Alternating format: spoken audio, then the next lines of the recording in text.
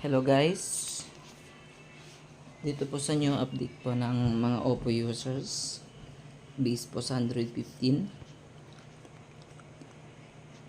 Ito po yung mga pagbabagong napansin ko dito.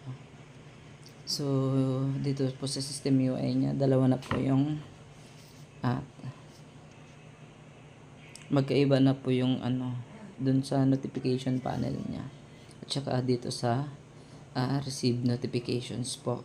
So kapag mayroon po kayong na-receive na notifications, meron po dito sa i-slide down nyo lang po dito sa may left side, then sa right side naman kung sa status bar. Then ito pa po yung iba na rin po yung mangyayari po dito, or iba na rin yung mga icon po dito sa mismong